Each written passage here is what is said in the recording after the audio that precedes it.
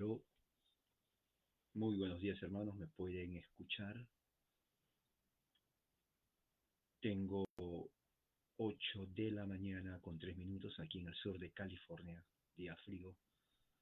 Hoy es marzo 12 del 2023. ¿Me pueden decir si me pueden escuchar? Hoy día vamos a continuar nuestro estudio en el libro de los Hechos, capítulo 23.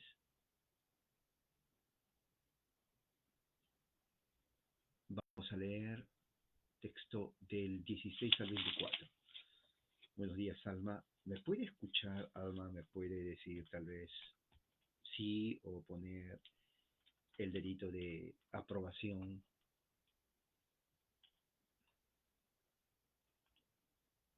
Espero que sí.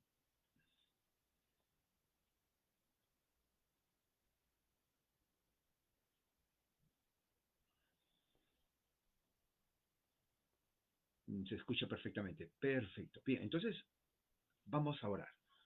Quiero que me acompañen en este momento a una oración. Padre, gracias en esta mañana en el nombre de Jesús. Hoy día, Señor, es el primer día de la semana.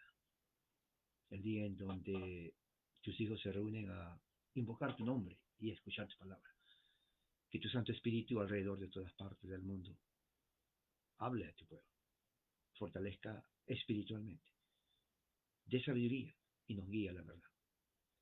Parece en esta hora, cuando voy a exponer tu palabra, que tu Espíritu Santo también obre en la vida de los que escuchan. Que podamos crecer en el conocimiento y la gracia de Jesucristo, a la estatura de un varón perfecto. En el nombre de Jesús, Señor, oro. Amén. Muy bien.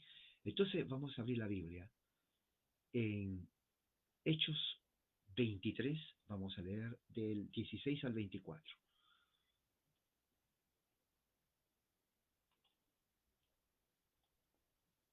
El libro de los Hechos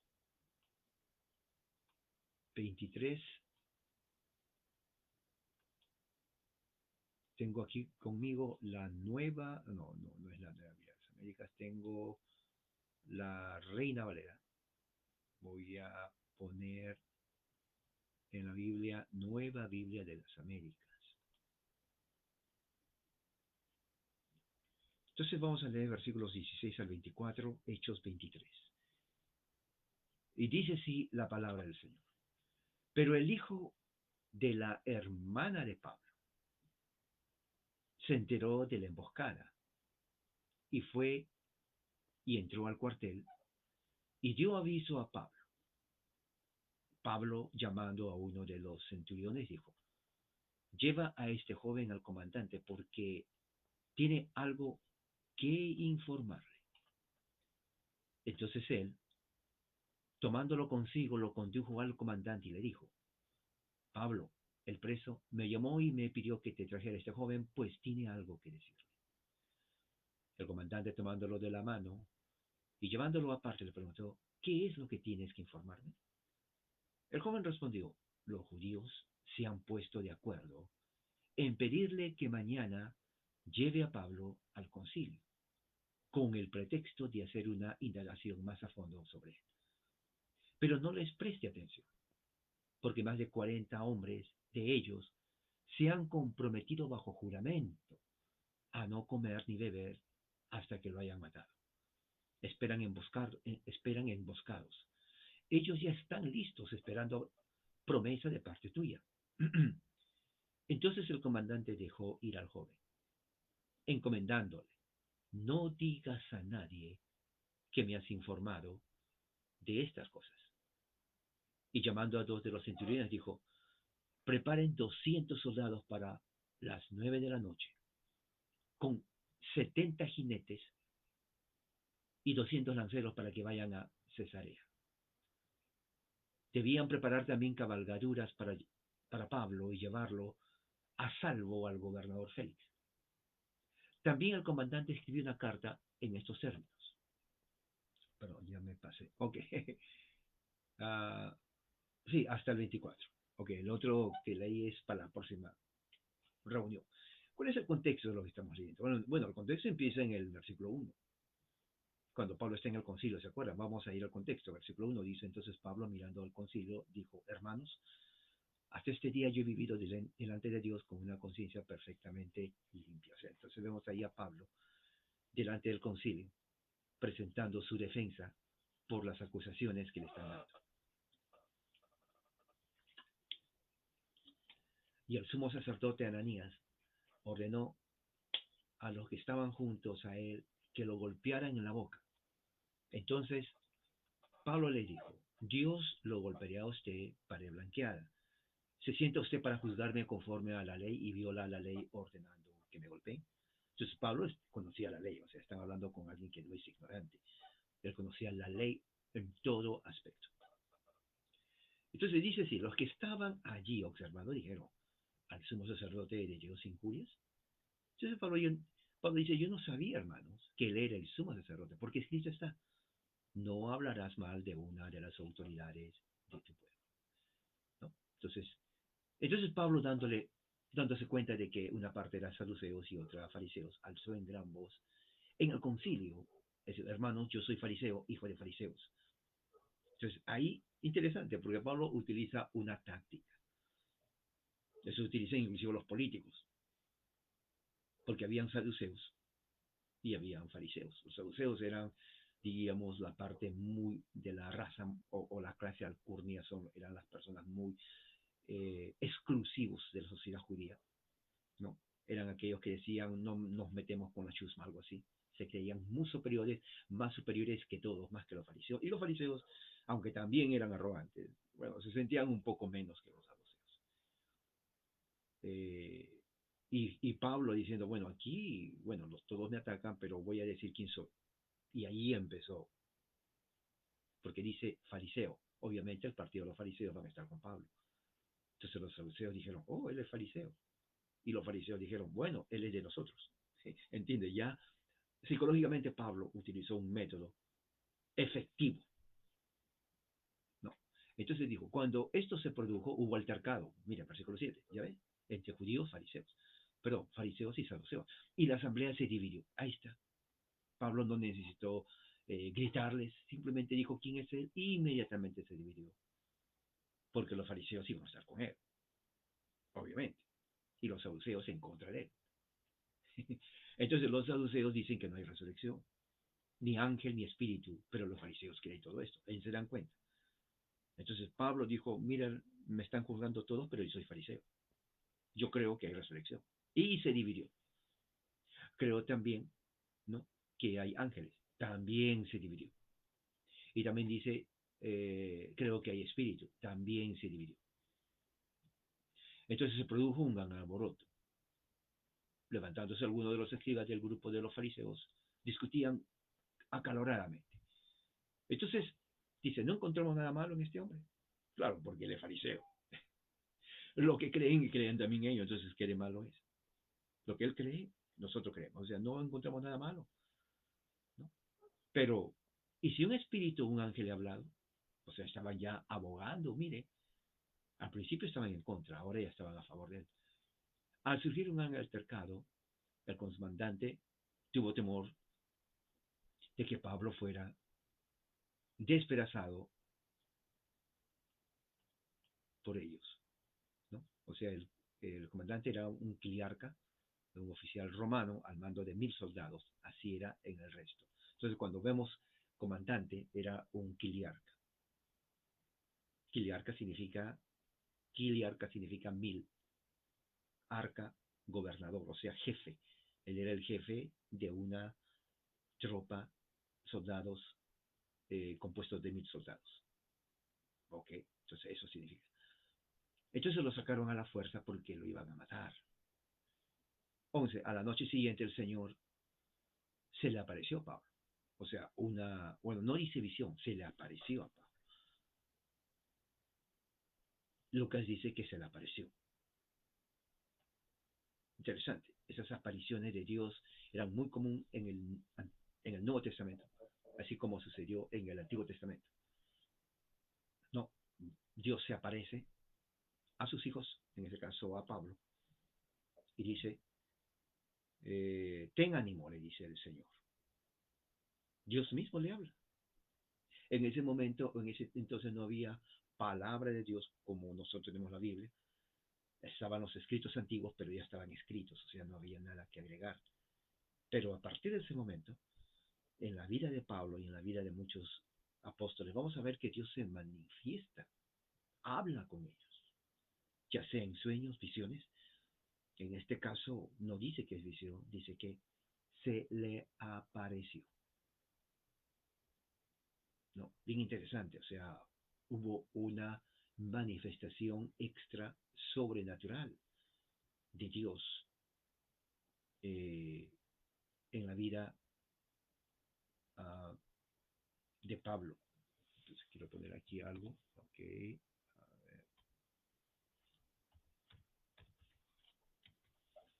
Eh, Interesante porque estos detalles nos ayudan a entender cómo Dios se relacionaba con los apóstoles, ¿ok? Cómo Dios se relacionaba con los apóstoles. Dice, a ver, ¿de qué versículo es este? En el versículo 11. Vamos a ver qué dice el versículo 11. Estoy buscando aquí, quiero ver algo muy interesante aquí. Versículo 11.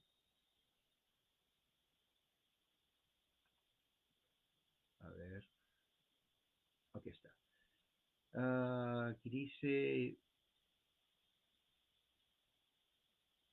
el Señor, la siguiente noche, dice en el griego, el Señor, a ver, uh,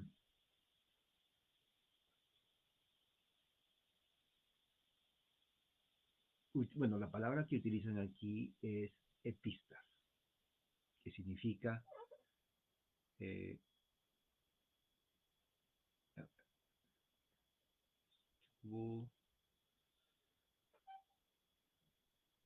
posicionarse o se puso presente delante de él, se presentó, en otras palabras, se posicionó, vino a Pablo. O sea, es una palabra tal vez que implica eh, la presencia de alguien que viene. Lo importante está en que en esta parte Dios habla a Pablo. Mira, versículo 11. Ten ánimo. ¿No? Habla a Pablo. Hay una comunicación. No solamente se aparece, pero Dios habla a Pablo. Se comunica con el apóstol Pablo. Y el mensaje es como has testificado fielmente de mi causa en Jerusalén, así has de testificar también en Roma. O sea, ya le está Dios diciendo el plan que él tiene para Pablo. Tal vez Pablo presentía que iba a ir a Roma, aunque Pablo sabía que en cada lugar que iba, como vemos, siempre hablaba de la resurrección de Jesús. O sea, no hay una parte donde Pablo dice voy a ir aquí a descansar. En el Asia, en todas las ciudades que hay, como vimos en los capítulos anteriores, Pablo iba predicando el Evangelio. O sea, no descansaba.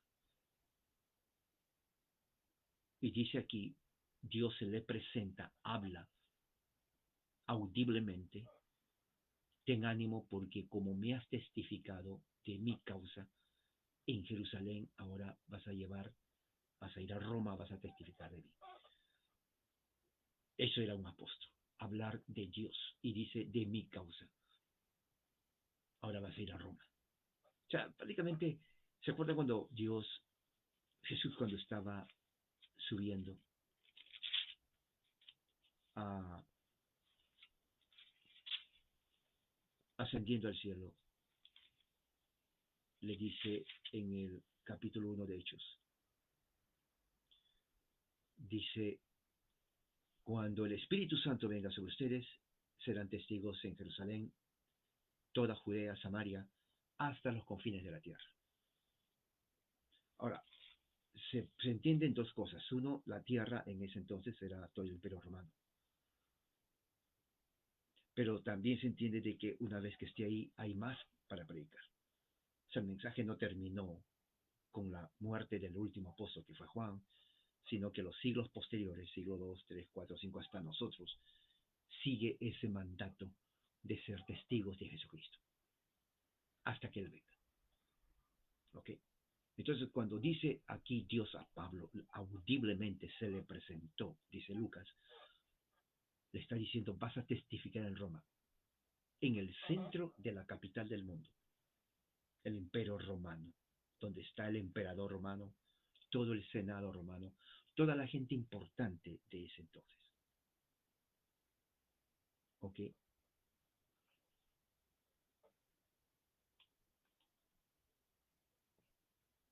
Y claro, ya estaban en el nuevo pacto, obviamente. Ya no es en el antiguo pacto. Los judíos todavía, es más, no solamente los judíos, muchos seguidores todavía pensaban, porque recuerde que en ese entonces todavía iban a Jerusalén a reunirse.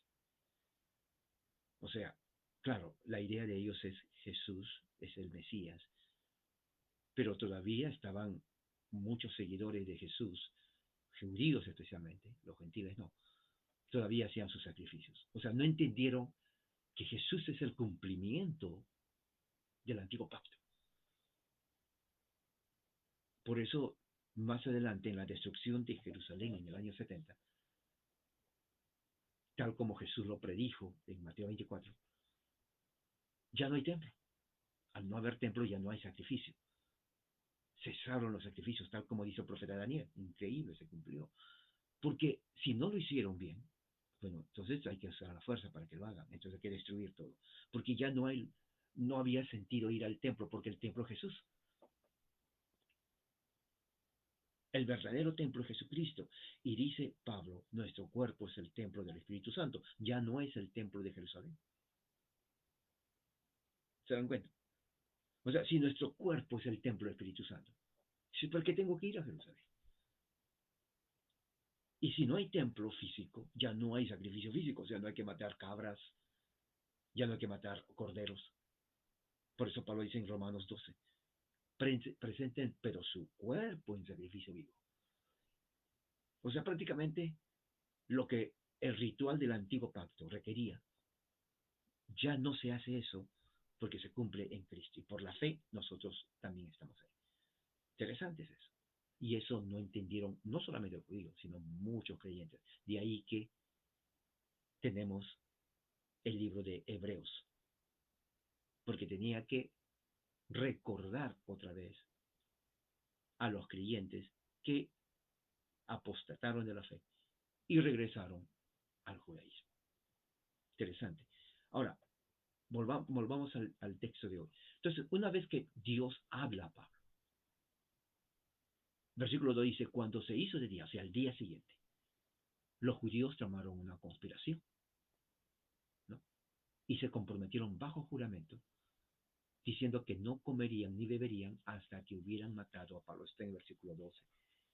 Y aquí dice, en este comentario de la Universidad de Yale, muy bueno, dice, los hombres que habían hecho ese pacto en contra del apóstol Pablo probablemente eran los sicarios o asesinos, que nosotros sabemos que el gran sumo sacerdote Ananías no dudaba en emplearlos para mover o matar a sus enemigos. Eran los sicarios. ¿Ok? Y el sacerdote, sumo sacerdote Ananías, aunque no estaba de acuerdo con ellos, pero ellos eran asesinos, eran sicarios, terroristas, póngale así, eran los terroristas, como sucede hoy en día, terroristas. Él les pagaba para que asesinen a sus enemigos. En este caso el asesino era Pablo. Ahora, muy bien. Entonces, una vez que tenemos ese concepto, perdón, ese contexto, entonces vamos a ir al versículo 16, porque en el 16 dice, pero el hijo de la hermana de Pablo se enteró de la emboscada. ¿Por qué? Porque en el versículo 15 dice, ahora pues ustedes y el concilio avisen al comandante que lo haga comparecer ante ustedes como si quisieran hacer una investigación más minuciosa para resolver su caso. Nosotros, por nuestra parte, estamos listos para matarlo antes de que llegue. Mire, versículo 15. Nosotros, por nuestra parte, estamos listos para matarlo antes de que llegue. Entonces, en 13 dice, tramaron un plan. Eran más de 40 hombres los cuales fueron a los principales sacerdotes ancianos y dijeron, nos hemos comprometido bajo solemne juramento no probar nada hasta que hayamos matado a Pablo. ¡Wow! Eso suena fuerte. Esos eran los sicarios, ellos existieron. Ellos estaban metidos en toda clase de terrorismo político, como sucede hoy en día, ¿no? Como sucede hoy en día. Es más, los sicarios existen en la actualidad dentro de Israel. No llevan ese nombre, pero prácticamente es lo mismo. Es una confabulación política. Los sicarios vienen a ser aquellos que se les paga para hacer trabajos fuera del gobierno, ¿no? Para matar a los enemigos de la organización. Son personas que no tienen escrúpulos, simplemente lo hacen por negocio y para ellos el negocio es matar a los enemigos. ¿Ok? Y eso explica muchas de las desapariciones de personas importantes y echan la culpa a unos diciendo, oh, un loco lo mató, cuando en realidad no fue un loco, fue alguien de ellos. ¿Ok? Pero ese es un punto muy importante. Otra cosa muy importante. Entonces, versículo 16 dice, el hijo de la hermana de Pablo se enteró de la emboscada. Según aquí dice el comentario, el hijo de la hermana de Pablo viene a ser sobrino de Pablo. Dice, tal vez era un estudiante de la escuela del gran Gamaliel en Jerusalén, así como Pablo era el mismo, porque no se sabe absolutamente nada quién fue, en realidad, el sobrino de Pablo. No nos dice cómo se enteró, pero obviamente si se enteró es porque o estuvo ahí o alguien le dijo. ¿Se dan cuenta? Lucas no especifica, simplemente dice que el hijo de la hermana de Pablo se enteró. Ahora, interesante, porque no dice el hijo de la hermana de Pablo estuvo allí y escuchó. Porque Lucas tampoco sabía cómo se enteró, simplemente dice se enteró. Esos son detalles importantes cuando Lucas escribe. Él no dice que el sobrino de Pablo estaba ahí, simplemente dice se enteró. Posiblemente alguien que estuvo allí conocía a Pablo y a la familia de Pablo, obviamente, y dio noticia a la familia de Pablo de lo que estaban tramando los sicarios. Entonces, el sobrino de él, dice el versículo 16, se enteró y fue al cuartel y dio aviso a Pablo. O sea, se dan cuenta, el versículo 16 nos dice mucho acerca de la vida de Pablo. Tenía familia, tenía una hermana, ahí está. Tenía al menos, sabemos que un sobrino, pero no dice que fue el único sobrino, sino dice que ese sobrino se enteró. Entonces nos dice que posiblemente, porque es muy posible, no sería raro tampoco, que Pablo tenía familia, una gran familia ahí. Y no solamente una hermana, posiblemente más. Pero recuerde, el asunto está en que ese sobrino de su hermana, obviamente, le dijo. Ya Lucas no nos dice más de la familia de Pablo. No nos dice si tuvo hermanos, más hermanas o no. Simplemente lo menciona por asunto circunstancial, pero no porque él quería hacerlo. Porque Lucas era muy selectivo en lo que nos hace decir. ¿Se acuerda que les digo? Si el libro de los Hechos hubiera sido históricamente completo, no serían 28 capítulos, serían tal vez 50, 30 o 60 capítulos. Pero Lucas no era su objetivo decirnos eso. Simplemente era Pablo. Si menciona a la hermana es porque su sobrino le dijo nada más. Ya no dice más de eso. Entonces, hasta ahí hay que quedar, porque ya no hay más información tampoco.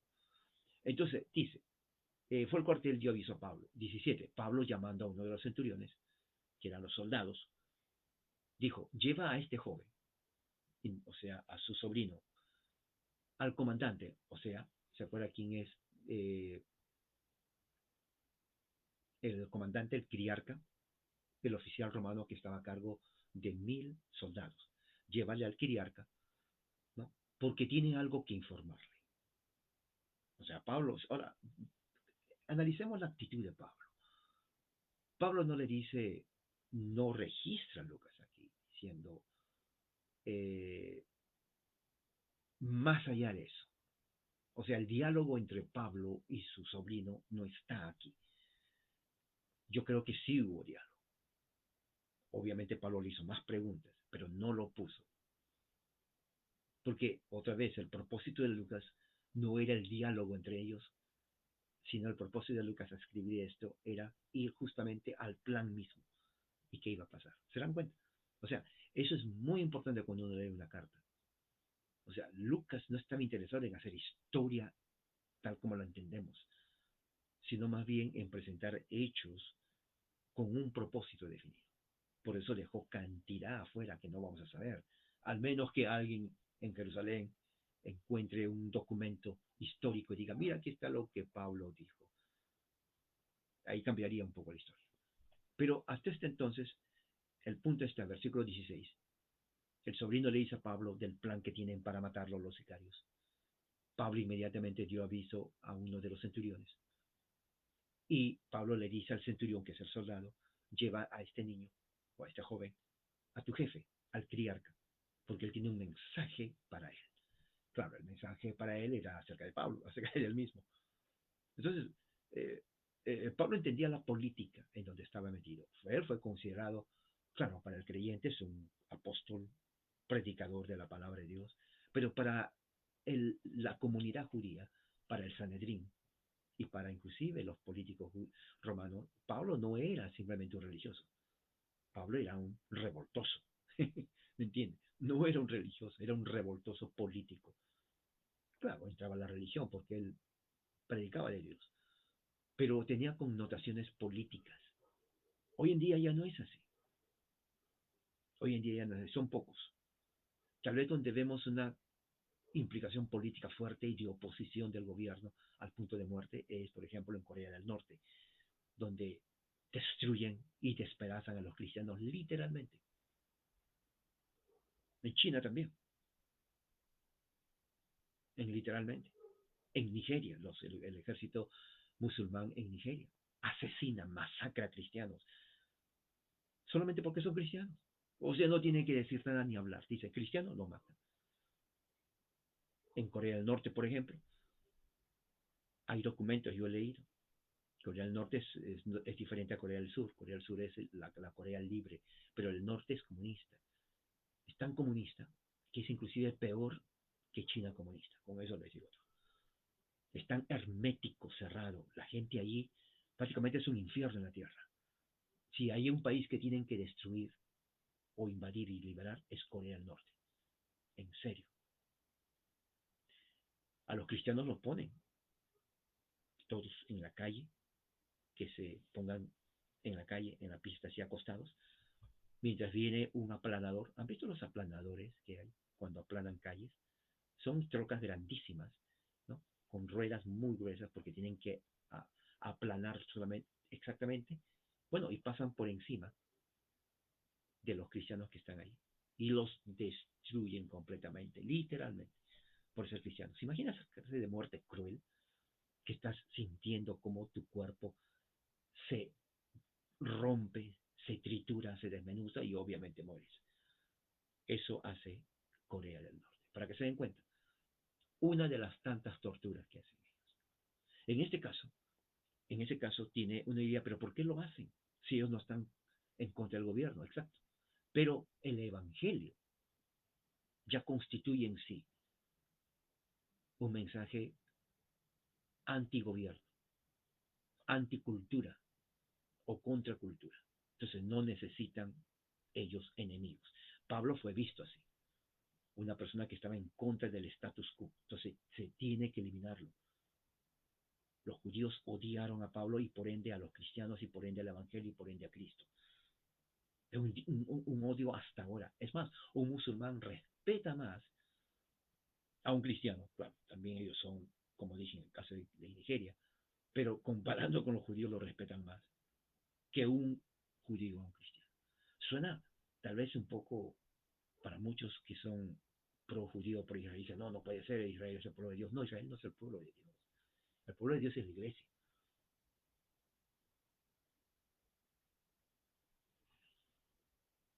¿Ok? ¿Qué más? ah, dice así, versículo 16, 18. Entonces, tomándolo consigo, lo condujo al comandante, al criar, que le dijo, Pablo, se presenta el centurión, el preso me llamó y me pidió que te trajera a este joven, pues tiene algo que decirte. ¿Se dan cuenta? O sea, siguiendo el orden, no, cívico, el orden de la política. El preso, el centurión, se presenta ante el criarca y presenta con el joven. El comandante, que es el criarca, tomándolo de la mano y llevándolo aparte, le preguntó, ¿qué es lo que tienes que informar? O sea, ahora, la pregunta es, Lucas no estaba presente ahí. ¿Cómo sabía Lucas esto? Porque el sobrino de Pablo le dijo al final. Recuerda, Lucas está escribiendo. Lo que sabemos es lo que le dicen a Lucas y lo que Lucas observa. Entonces, Lucas, obviamente, él depende su escritura de lo que le dijo el sobrino de Pablo. Obviamente aquí Lucas habló con él porque el comandante le dice llevándolo aparte. No estaba Lucas. ¿Cómo supo Lucas? Porque el sobrino le dijo a Lucas.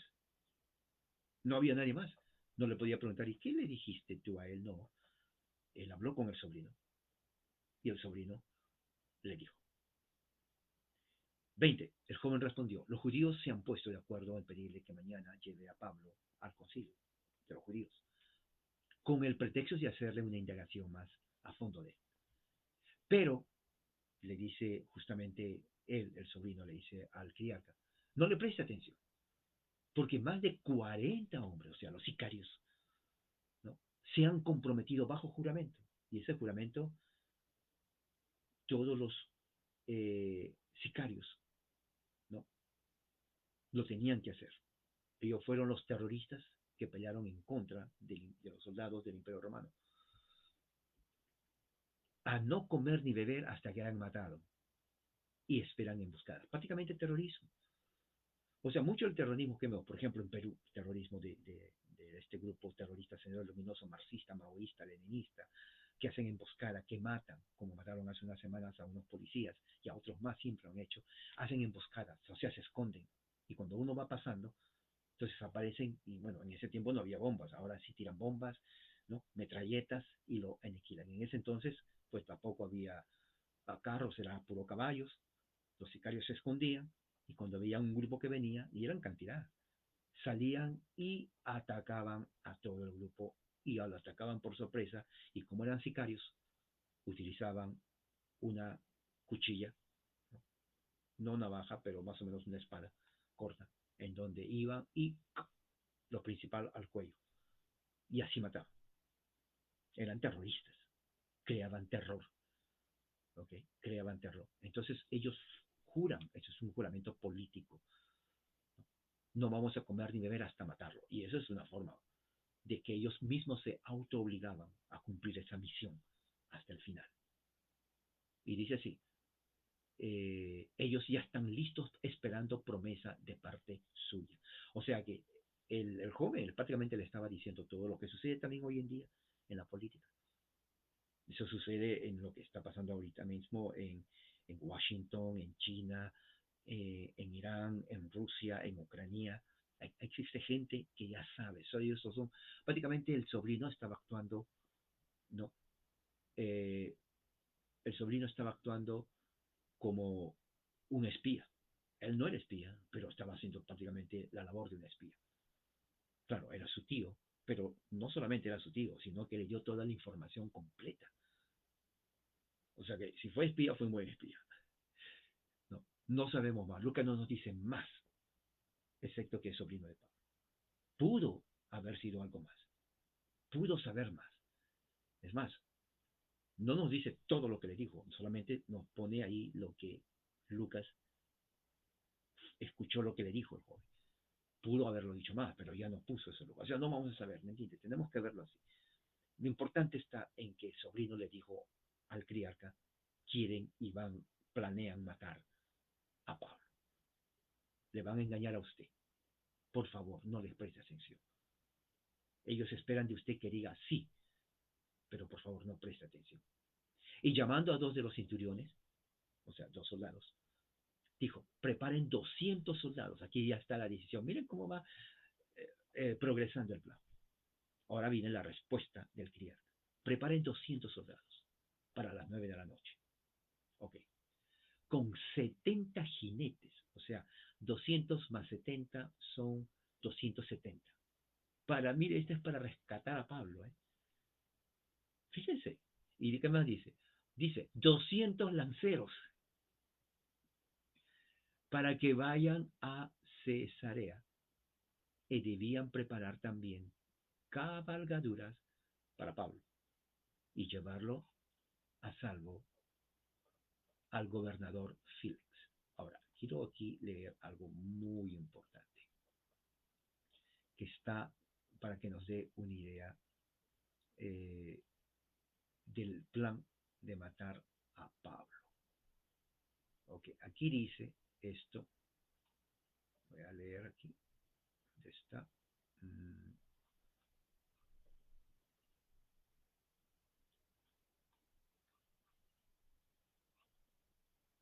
¿Dónde está esto? Ok.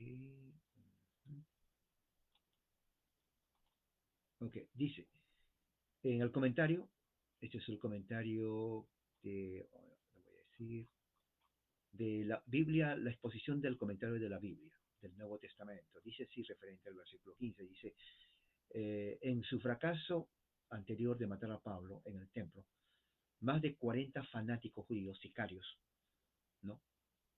Hicieron un plan. Decidieron deshacerse de Pablo a través de una emboscada en las calles angostas de Jerusalén. Para esto ellos necesitaban el pretexto de inducir a Pablo a la fortaleza. Ellos hicieron un arreglo, dice, con el principal, con el sumo sacerdote, ¿no? Y pedir el retorno de Pablo antes, ante el Sanedrín. Según ellos, como dice el sobrino, mire el pretexto para hacer más investigación. El sobrino inteligente. Ellos entonces hicieron un juramento de matarle mientras se venía aquí a la fortaleza de Antonia, ¿no? En el salón del Sanedrín.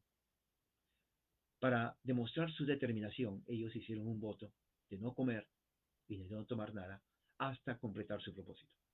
Esta conspiración, este plan conspiratorio, ¿no? Aunque violaba la letra y el espíritu de la ley judía en lo que tiene que ver con el Sanedrín, estuvo de acuerdo con el carácter del gran sacerdote o el sumo sacerdote Ananías. Ahora, interesante, se dan cuenta, o sea, de acuerdo a la ley judía, lo que estaban pidiendo los sicarios violaba la ley del Sanedrín. Sin embargo, dice aquí, estaba de acuerdo con el carácter maligno, corrupto del sacerdote Ananías. Ahora, ¿qué nos dice esto de los judíos? Esto es interesante, hermano, porque esto tiene que ver con la política como de ese tiempo. Es lo mismo que utilizaron con Jesucristo. O sea, los sumos sacerdotes, Jesús les dijo, ustedes son camada de víboras.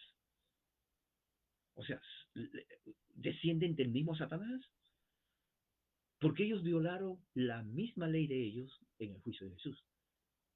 Violaron la misma ley de ellos en el supuesto juicio de Pablo. Ellos estaban involucrados en esa conspiración de matar. En realidad a ellos no les importaba la ley de Dios, a ellos les importaba solamente su poder político. Cualquier cosa, hombre, elemento, situación que era una amenaza al poder político de los judíos del Sanedrín, tanto fariseos como saduceos, tenía que ser eliminado sin contemplación, sin misericordia, sin una clase de escrúpulos. ¿Por qué? Porque estaban justamente atentando contra el status quo de la política judía. Si no se entiende el aspecto judío, no se va a entender la Biblia. Lucas lo entiende así.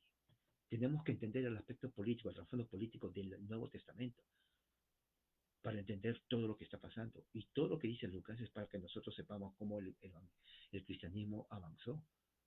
Sí, el cristianismo es totalmente de ese entonces.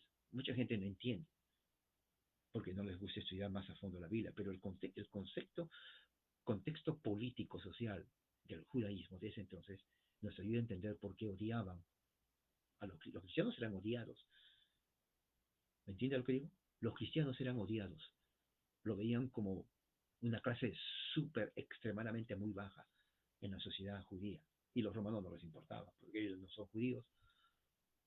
Pero sin embargo, cuando el sobrino de Pablo les dice eso, entonces el uh, eh, Kiriarca, ¿no? Manda justamente a que le rescaten a Pablo. ¿Entiendes? O sea, el rescate de Pablo era muy importante para el Kiriarca. ¿Dónde está? Aquí está. Y en el versículo 17 dice, no sabemos, bueno, aquí dice que no saben mucho acerca del sobrino de Pablo. Eh, y dice aquí, la razón que el sobrino entre es porque Pablo podía recibir visitantes, entre ellos su sobrino. Ahora, pero aquí también dice algo muy importante. A ver, ¿dónde está? Versículo... Ok. Ya. Entonces, ¿qué es lo que sucede? El Kiriarca hace un plan de rescate.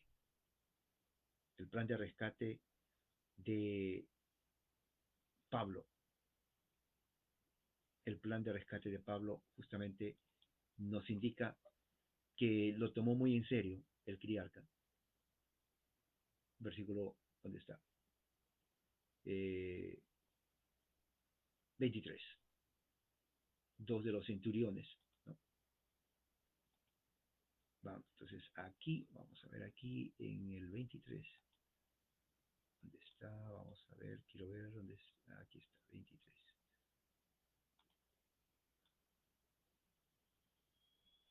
Aunque habiendo llamado y en el comentario aquí que tengo de Elliot, dice, literalmente los lanceros eran personas que tenían prácticamente, literalmente en sus manos lanzas. La palabra es estrictamente técnica y se aplica a los hombres armados, bueno, eran soldados, que llevaban una lanza o jabalina, dice, en su mano derecha. ¿No? Eran armas muy pesadas y que las personas tenían que ser expertas en el manejamiento porque eran de, de metal. Ellos estaban eh, emparejados con los escritores militares del tiempo bizantino. Dice que la escolta parece haber sido una de las más largas en ese entonces para un prisionero nomás. Pero el tumulto, ¿no? De los previos días, de los días anteriores, ¿no? Y la información que recibieron acerca de la conspiración para matar a Pablo, le dio idea al Kiriarca, ¿no? Buenas razones para mandar todo un ejército prácticamente, ¿no? Para salvaguardar la seguridad física de Pablo y poderlo traerlo. Y la razón que va con, como dice aquí, ¿no? 200 soldados, 70 jinetes, 200 lanceros, era porque los sicarios eran conocidos. Fíjese, para que se den cuenta cómo eran conocidos los sicarios. Los sicarios eran conocidos personas muy peligrosas. No tenían respeto a nadie. Eran súper peligrosos los sicarios. Se imagina, para rescatar a Pablo. Y claro, era ciudadano romano, recuerde, eso es otro asunto. Pablo era ciudadano romano. Entonces, eso nos da a nosotros a entender la política. Prácticamente este texto tiene que ver con la política de ese entonces. Es un buen tema que nos ayuda a entender cómo el cristianismo se desarrolla en ese entonces. Entonces, para Lucas fue eso importante que escribe esta carta no a nosotros, sino a Teófilo. ¿Ok? Lo que estamos leyendo no fue dirigido a Pablo. Lucas no pensó en nosotros, él pensó en Teófilo, porque así dice la primera carta, ¿no? O Teófilo, ¿no? O Teófilo, en el primero, en la primera carta que te escribí, que es su Evangelio de Lucas, otro documento histórico, solamente pone eso. Ahora él habla acerca de lo que pasa después de la resurrección de Cristo. Entonces, hay que verlo así. Lucas escribe a Teófilo. Propósito, presentar lo que es realmente los cristianos, que ellos no son malos, no son revoltosos, no están ellos conspirando contra el gobierno, al contrario, quieren, quieren matarlo.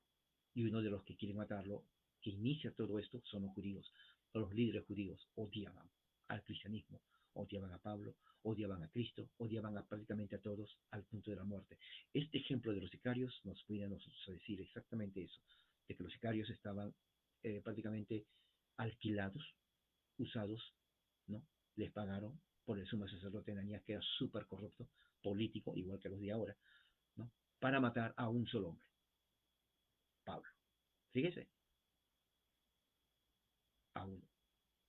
Y Lucas nos dice que el criarca romano, porque conocía de las acciones de los sicarios, manda toda una escolta militar para rescatar a Pablo y así traerlo, según también el consejo de Dios, porque se acuerda que Dios le dice, se le presenta a Pablo y habla a Pablo audiblemente. Le dice, así como testificaste en Jerusalén, ahora tú vas a ir a Roma a testificar delante de mí, por mi causa, al emperador romano. Es increíble cómo todo esto, cómo la providencia de Dios, por un lado, en el aspecto espiritual, diríamos así, y la parte que se ve en el aspecto político, concreto, porque uno no ve el aspecto espiritual, pero uno sí ve el aspecto político de lo que sucede.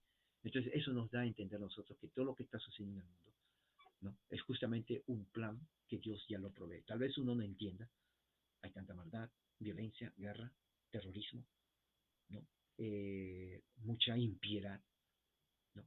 Mucha falsa religión. Hoy en día, muchas falsas religiones están que dicen adorar a Dios, sí, porque hay mucha falsa religión entre los verdaderos. Entonces uno dice, ¿este es el mundo? Sí, este es el mundo. Ese es el mundo. Así es. Entonces lo que estamos viendo ahora es cómo desde el principio fue así. Tenga en mente eso. Reflexione.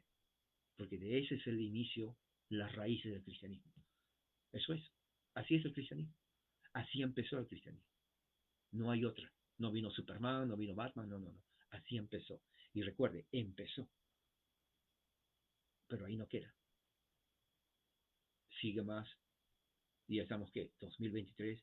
Y es totalmente diferente el panorama cristiano a nivel global, universal, de lo que fue. Pablo ni siquiera tenía idea de lo que iba a pasar. Pero así fue.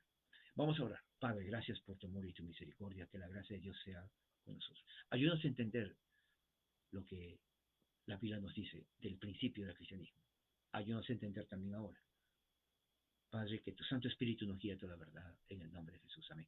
Hermanos, que la gracia de Cristo sea con todos ustedes hoy día del Señor. Sigan meditando, sigan reflexionando en el nombre de